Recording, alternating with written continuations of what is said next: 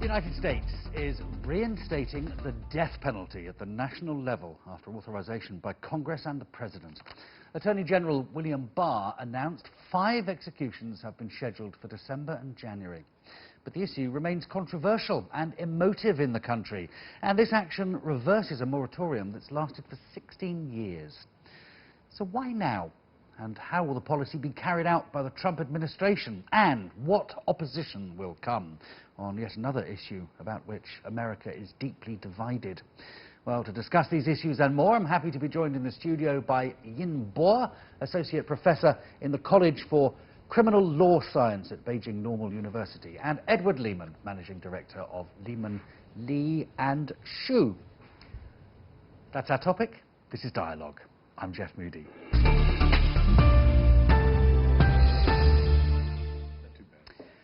Let's start with you, if we can. Sure. But where do you stand on the death penalty? You know, I, like the majority of Americans, support the death penalty. I mean, I believe that that justice needs to be impeded, certainly in very serious cases. I mean, Charles Manson, who was sentenced to death, for example, but in 1972 they did away with the death penalty. Under the 8th Amendment, they said it was a cruel and unusual punishment, so they had done away with it in 1972, and then he spent the rest of his life in prison. But that was an example of a very famous case that someone was sentenced to death.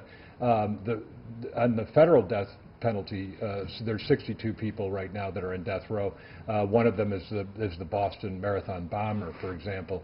And I think that a lot of people would advocate, still in the United States, that the death penalty is the ultimate penalty for the ultimate type of crime. And the 5 folks that are being considered by Attorney General William Barr, I mean, have all committed murder and been convicted of such. But when we look at some of these crimes, the fact that they are premeditated often makes them really worse. Mm-hmm. There's a difference, some might say, between somebody that, a bungled robbery where someone gets shot, and somebody that has premeditated a crime. Right. Surely, when you put somebody to death, that's the ultimate premeditated murder. Right. It can't be more premeditated than that, surely. Right, that's correct. I mean, but the system has to run on laws, policies and regulations, and that's what keeps a society together, and that there has to be certain boundaries on ultimate justice, and certainly in China, death penalty is, in the case, for example, of Zhang Yingying in the United States in Illinois, where Brent Christensen was convicted of murdering her. Chinese supported the death penalty in that particular case, and that was a crime that could have faced the federal death penalty that was on the table. He got life imprisonment. And so, I mean, there are crimes in which I think death penalty is warranted, and I think that those are outlined in the laws. I think the issue that all of us have is not putting a person to death that isn't guilty of that crime, and that has happened in many cases, and that's where there's been this outcry and there's this discrepancy. And these projects, these innocence projects that have come out with DNA that have found people on death row that have been innocent, this is quite shocking. I mean, and again, I'm a proponent of the death penalty in theory, but as long as that person is guilty of the heinous crime. Well, Yimbo, that's the trouble, isn't it? There are so many examples throughout history of somebody that has been posthumously pardoned because they didn't do the crime in the first place. How can we know when we're putting somebody to death that they actually committed that crime? It's very difficult to justify the death penalty from a humanitarian approach. We know we apply the death penalty because we try to originally revenge the criminal, and then we try to find some approach to identify his fact. But eventually, the government take over the power of the revenge, and then we try to apply more deserted approach against those criminals. But like in our country, we have a very long history of the death penalty. Even recently, we apply a very interesting, death penalty in a very controversial cases like Zhang Koukou. And we compare the Zhang Koukou case with Zhang Yingying case.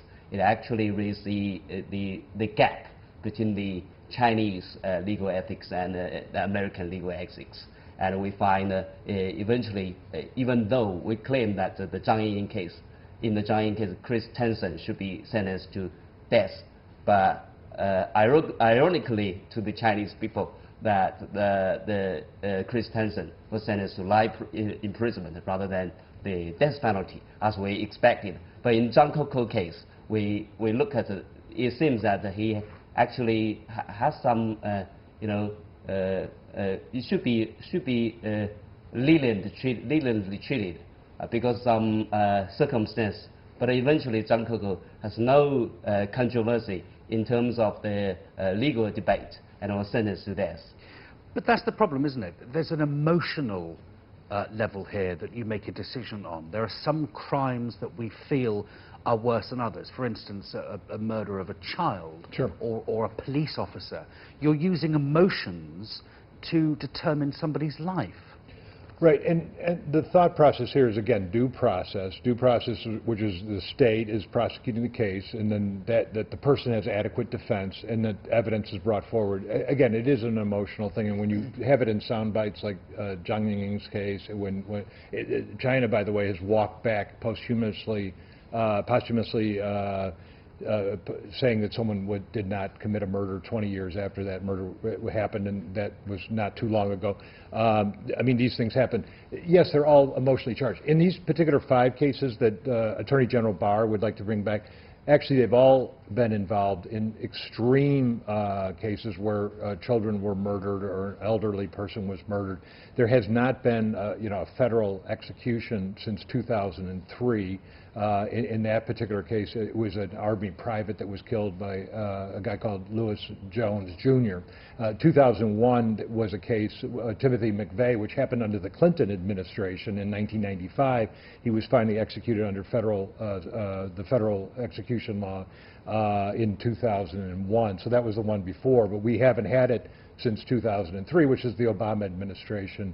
And then they took a look at how the death penalty was administered, which is part of the reason why there's been this 16-year gap. But you talked then about children and about old people. I mean, we talked a little bit about police officers. Right. If I was murdered, the person that killed me probably wouldn't be executed. Does that mean that my life isn't as worthwhile as the life of a child or an older person or a police officer? Well, I mean, first of all, there's 29 states that have the death penalty. Those are states, so that we have to differentiate between the federal law and the state laws. And some states have outlawed death penalty completely. So to answer the question, if you were murdered in one state, which would be in the state where I come from, Illinois, which we've done away with the death penalty. Michigan did away with the death penalty in something like 1874, as early as that. In the north, they've taken a more northern European viewpoint, if you will. In the south, in the United States, it's a more, in Texas and in Florida, the circumstances are different. But what they do is the premeditation, the lying in wait, a whole bunch of factors, the mitigating factors go into these things about whether the death penalty is applicable. In the case of Bernard Christensen and Zhang Yingying, they didn't have the body. They weren't able to prove up these 3 extra sort of aggravating factors that would make them be qualified, and that was the reason why they came up with the death penalty. Interesting you talk about the life imprisonment. Yes, yeah. Interesting you talk about Texas there. You know, I mean, that's got the worst or best, however you choose to look at it, record for executing people. Attorney General William Barr, this one's for you, Yimbo. Mm-hmm. He once wrote, "We need a death penalty to deter and punish the most heinous federal crimes, such as terrorist killings. That penalty," he says, "would send a message to drug dealers and gangs." If that were the case, if putting somebody to death is a deterrent, surely there are no criminals in the United States or in China on death row, because the deterrent has worked. I mean, it really has a deterrent effect.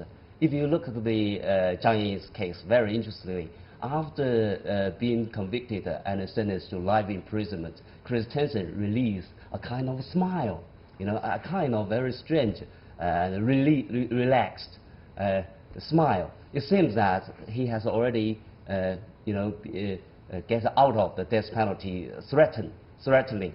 I mean, death penalty is actually a deterrent, plays a very deterrent role in terms of punishing certain kinds of crime. For example, in our country, in China, if you look at the death penalty, mostly applied to two kinds of cases. One is the drug dealing cases. The other is the violent crimes.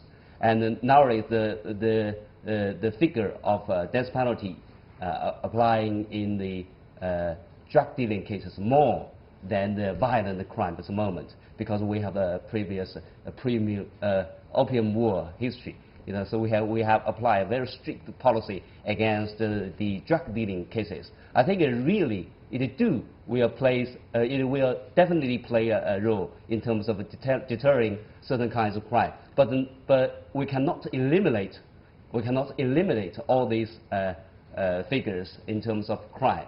So what you're saying is that when someone is about to commit a murder or commit a heinous crime, they think in the back of their heads, oh, I better not do it because these are the punishments that I could have. I would think that when people are committing these crimes, they don't think they're going to get caught. So they're not thinking about what the punishments might be. But I mean, we haven't got empirical evidence to prove what you are arguing. But I think in some crimes, the criminal suspect do think about the circumstance carefully, and it will definitely be detained and caught by the police. And in this circumstance, they will think about their prospect carefully. But in some cases, for example, rape case, and or also some other person who has a very excited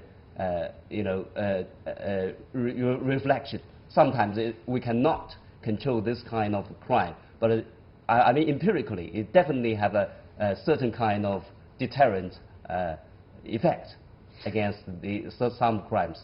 Edward, some critics have said that the death penalty not only takes away the life of the person, it takes away a little bit of the humanity in the rest of us. How would you argue against that? You know, well, it's a bit like John Donne, Meditation 23, you know, no man is an island unto himself, every man's death diminishes me, and you know, ask for not whom the bell tolls, it tolls for thee, which is, again, it's any time a life is taken, it diminishes the society. There's no question about it. And the life that is taken with regard, and this is the opponents of the death penalty are proponents of saying that all life is sacred, even those people who do heinous acts. And specifically that there should be no death penalty at all. We saw after Second World War that that people who were convicted of war crimes were executed. We saw Saddam Hussein executed. There are things that probably would suggest that there needs, not only is there justice served, but it needs to be seen to be served, and that there are families and there's the society in general that seems to be satisfied by that.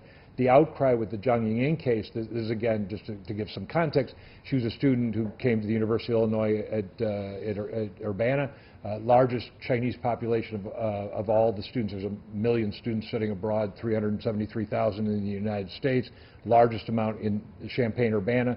She goes there, is killed by a graduate student at the school. And the Chinese are outpouring in a horrific way, and certainly outpouring for the death penalty there. So I understand what they're saying in that particular case. There's an innocent girl who had something terrible happen to her.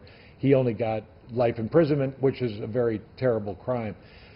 I think what's happened now is, like I said, the Innocence Project has found out, at least in the state of Illinois where I came from, where there were 18 people on death row that they had found under the new technology, under DNA, had not committed the crime, and then we decided to do away with it. And so that's where the difficult bit is. But I do understand it diminishes the society, but I also say that there creates a border within the society on which how people can behave. The question is who makes the decision and whether that's done in a just and fair way. So if Saddam Hussein hadn't been executed, I remember looking at the footage, it wasn't particularly pleasant, it wasn't particularly clean. If he had been given life imprisonment, how do you think things would be different now? You know, the point I think with some of these people who are left in prison for a long period of time would be that he has a platform perhaps in which he can be able to communicate. Although there are other people. I mean, there's David Hansen who has got life imprisonment. He was a federal FBI agent for treason, and he's in Supermax. I mean, he doesn't have the ability to be able to communicate with other people.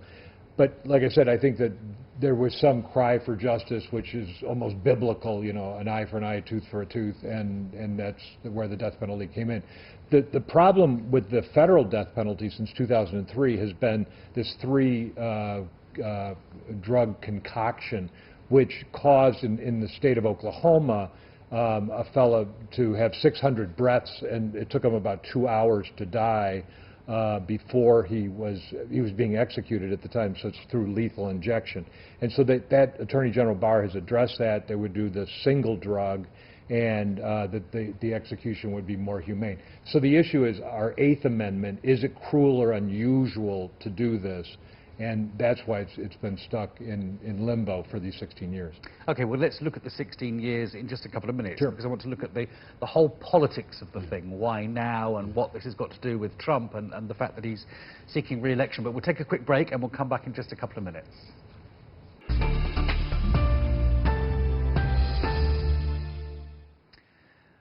Welcome back. We're talking about America's decision to reimpose the death penalty on federal level. I'm joined by Edward Lehman and Yin Bo. Let's go to you, Yin Bo. Why now, do you think?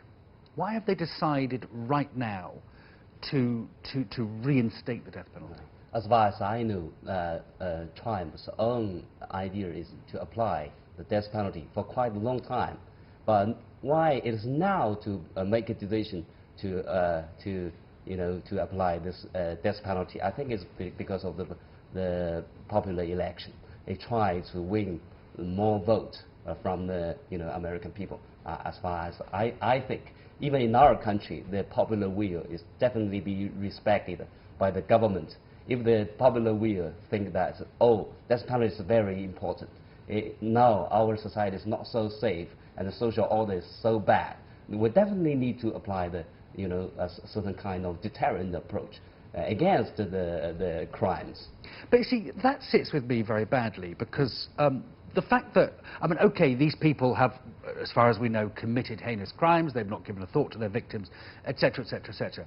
But these people are going to die now because of politics, because of a policy, because of an election.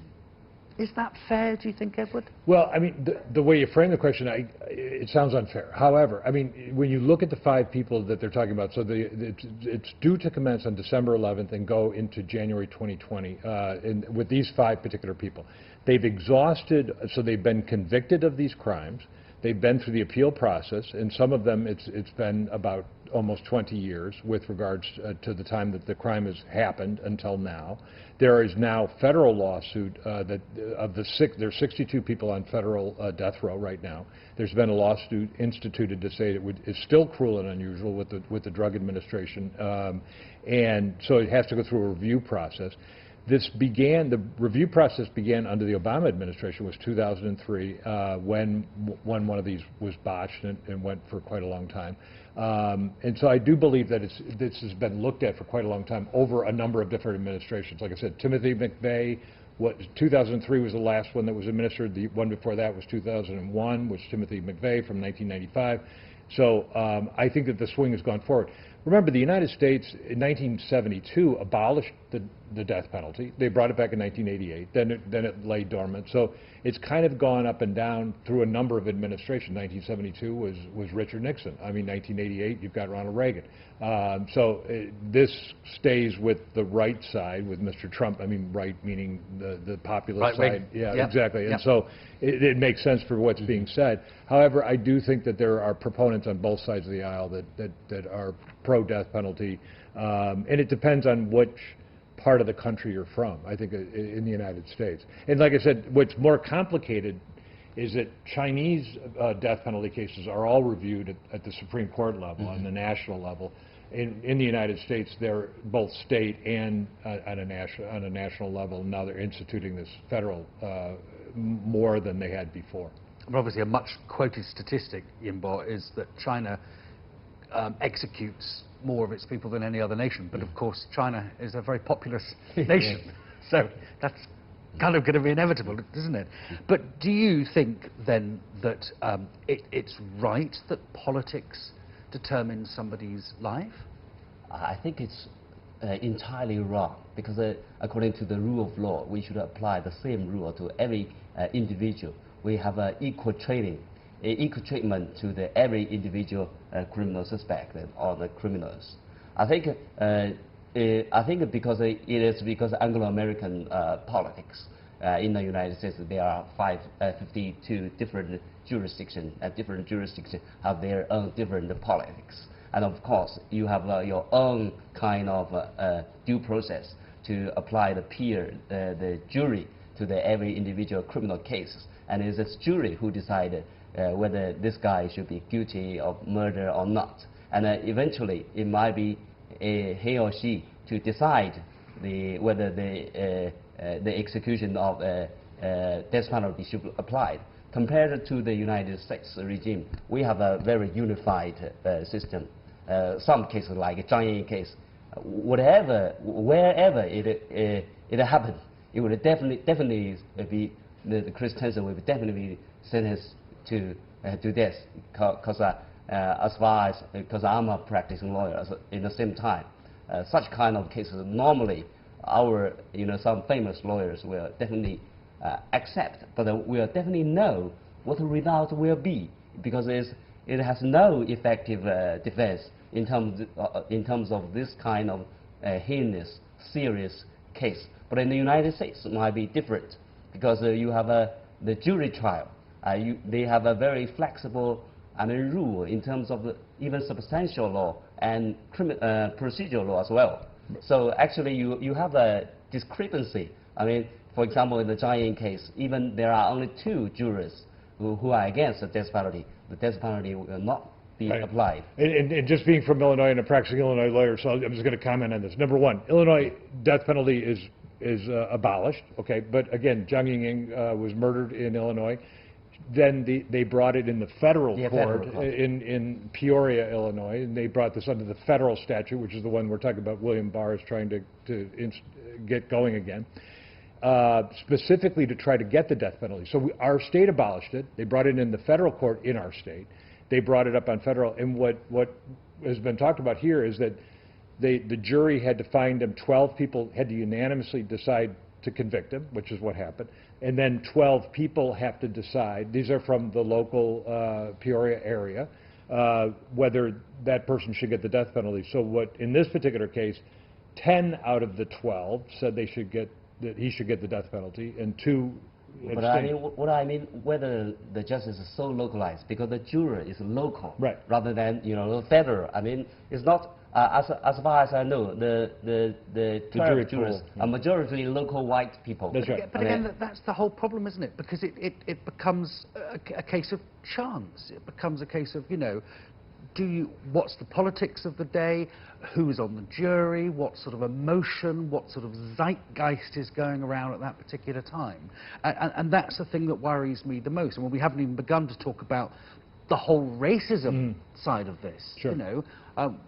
So many examples of black people that have been convicted of crimes they haven't done, etc., etc., etc. But you were talking earlier, Edward, about the 80s, about Reagan and before. Back then, there was 80% in favor of the death penalty in America. Now that's gone down to 56%. So why now, when why do you think it is that fewer and fewer people are exposing the death penalty? I think there has been a trend downward with regards to convictions on death penalty. I mean, and I think that there's only been, a very small number that's happened. Again, these are in southern states. And I think a lot of it has been what's available in the media, what's been available on the internet, what's been available with DNA, that people have seen that there are people wrongly convicted. And the idea that one person wrongly executed, is a complete tragedy, and I think most people agree with that. So I think that there's much more knowledge than they had during the Reagan administration, certainly, and the popular culture can see that there are people on death row that might be innocent and have been proved innocent. There's a making of a murder, which is a very famous case that happened in Manitowoc, Wisconsin, which was a Netflix series that was very popular.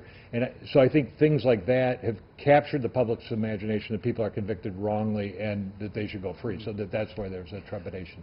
Very briefly, a final word from both of you. You both come from countries that have the death penalty, although yours hasn't been as active recently. I come from a country, the United Kingdom, that doesn't. Yinbo, is my country less safe than yours? It really depends on which area. I mean, because I was doing PhD in Scotland.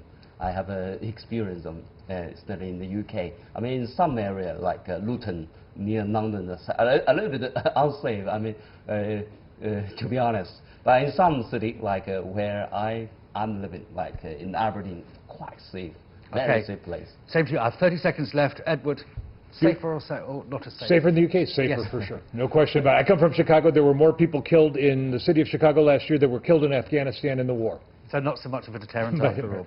No, not at all. Edward Newman and Yinbo, thank you both very much indeed. And that's it from Dialogue for now. From me, Jeff Moody, and all the team here at Dialogue. Bye-bye. Thank you for your company.